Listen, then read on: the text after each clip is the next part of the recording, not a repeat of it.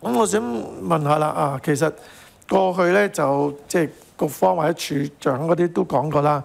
其實你哋喺而家都做緊啲內部檢視嘅程序啦。其實可能輕輕一睇都睇咗有大約幾千個，似乎都係有啲瑕疵啊，有唔同嘅狀況啦。咁我想問係睇咗大約幾多個，而係裡面係有幾千個咁，即係咁，同埋要睇呢啲時間要幾耐到咧？因為290萬個頭先都講啦，哇！如果真係逐個睇晒，我諗個時間都係幾長嘅。咁所以我相信你哋最後尾可能都真係要用翻市場嘅力量或者專業人士嘅力量去幫你手。咁與其你之後其實都係揾專業人士去幫㗎啦，今天佢哋都可以隨時係即係去參與。咁我係同意咧，大家所講咧就係都其實可能真係要設個時限，就係可能喺立法之後喺5年個業主大家都有個責任係佢即係檢視翻你個業權，跟住去幫手做一啲功夫。咁其實呢個咧係即係相對嚟講咧係喺你哋換制嘅情況咧係會即係做得好一啲啦。咁同埋我想問咧就係頭先大家都講啦，今天我哋相信啦，今年都可以完成呢個法例嘅通過啦。咁當然後面都有啲附例要去改埋其他啦。咁去到2027年中間其實都有年幾㗎啦。咁我當即係局長頭先講唔好因小失大啦。咁但係我最少通過咗法例之後，其實都係有1年多嘅時間同法例生效。喂，咁係咪喺呢年幾嘅時間裏面嗰啲新樓或者新批嘅土地都可以用試行嘅形式，或者用一啲嘅即係唔同嘅形式，係咪都可以即係上咗馬先呢？即係唔需要等到2027呢？咁其實一通過咗，其實大家都已經知道個玩法係點啊，都要朝住嗰個方向去做㗎啦。咁你咪用翻你嗰幾個為新批土地換地等等，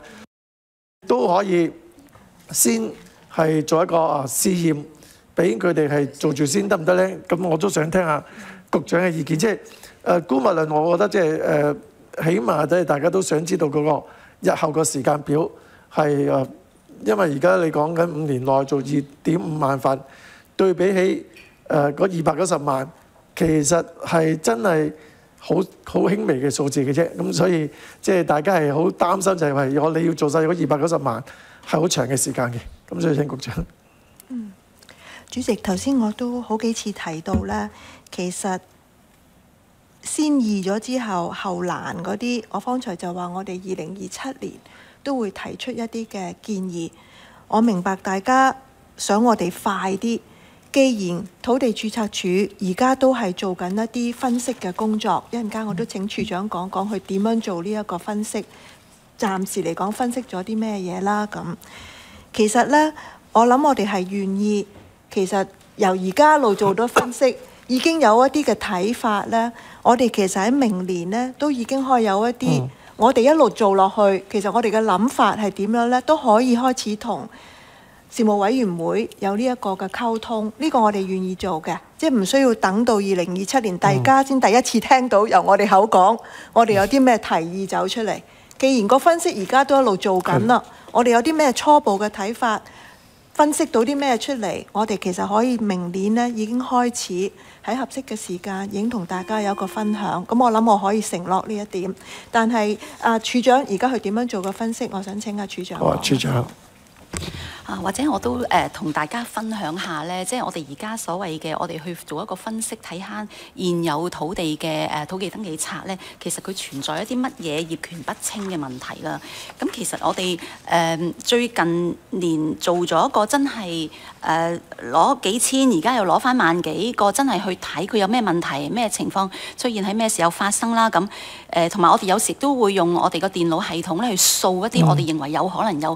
有問題嘅一啲登記冊嘅。簡單啲嚟講，嚟到而家呢一步呢，我哋其實發覺有問題嘅登記冊呢，其實係去到大概8000度嘅。但係我覺得呢，我哋係未，我哋只不過如果真係用人手去睇，睇咗萬幾個冊嘅啫，真係逐個冊去睇。咁我或者分享下啲我哋嘅睇法啦，就係發覺好多呢啲有問題嘅登記冊呢，係大部分有70幾個%呢係1950年代或之前嘅，有7.5% 呢係喺有70%呢係1950年代之前， 1950年代咧係大概7.5%，1960年代咧係7.8%， 1970年代3.8%，1980年代2.1%，1990年代2.1%，2000年代之後2.1%。如果 in terms of location 咧，新界出現問題咧係99%，新界出現問題係99%。暫時見到咧喺市區咧都出現有零星嘅有問題。如果有問題嘅咧，通常喺 mother lot 出現嘅，即係話佢嗰個原先嗰個土地登記冊有問題，一路散到落嚟咧，好可能佢如果一個 lot 有問題，佢個 lot起出嚟嘅好多個單位都有問題。咁如果我哋用呢一個睇法呢，我哋而家就再做緊分析啦。不過我而家呢啲個咁樣嘅 observation 呢個觀察呢，係基於我哋一個非常之細嘅一個 sample size 咧去做嘅。咁我哋都繼續做多啲咧，去確認翻我哋呢個理解。我哋內部嘅睇法呢，係覺得其實我哋可以考慮。我哋而家就 New Land First 啦，即係2027年開始啦。咁其實可以一路咧係向前向後推嘅，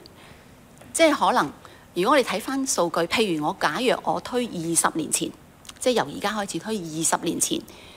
之後，即係我當下一個階段係我再涵蓋20年前開始批出嘅地咁咧，我都要可以納入到大概20% 我嘅總體嘅土地登記冊嘅登記量嘅。呢個呢，我哋係基於因為土地註冊處喺呢20年內呢係電子化咗，如果我哋去抽查去查核係會容易啲。第二就係基於我哋做呢個咁嘅審核嗰個觀察呢，似乎近年嘅有可能出現情況嘅機率係低啲，再加上可能就係律師而家做買賣都睇返15年啦咁樣。咁基於呢幾個考慮呢，我哋其實係再做一啲查核呢，係去 validate， 去再認證翻我哋咁嘅諗法呢，好唔好嘅？如果係嘅話呢，可以做到嘅話，我哋希望都有10幾20% 嘅下一階段嘅推進啦咁樣。咁我希望其實我哋即係俾少少時間我哋希望今年係再做一個同啲科技公司呢，睇下我哋可唔可以加快我哋個查核工作嘅。咁希望係即係稍後時間，我哋可以同大家分享多啲呢方面嘅結果。首先，我都多謝局長嘅承諾啦，同埋處長嘅解釋。即係起碼我哋大家都知道個方向。你可能即係而家行咗第一步，咁嚟緊可能即係睇過頭先嘅分析，可能跟住先分階段，可能做即係可能2000年後嘅咁逐步做。咁我相信即係大家有個時間表好啲嘅。咁我另外我最後補充一個簡單嘅意見就係呢：我都高興你哋咧會處理埋呢個時效條例啦。事實上咧，其實如果你睇翻法改會咧喺2014年咧都講過，喂要修訂即係有關嘅時效條例啦，同埋業權侵佔咧，就當可能土地業權註冊條例生效咗嘅時候咧，有個通知機制。咁但係今天我見得到通知機制就唔會有啦，因為直頭係取消咗業權侵佔呢個嘢啦。咁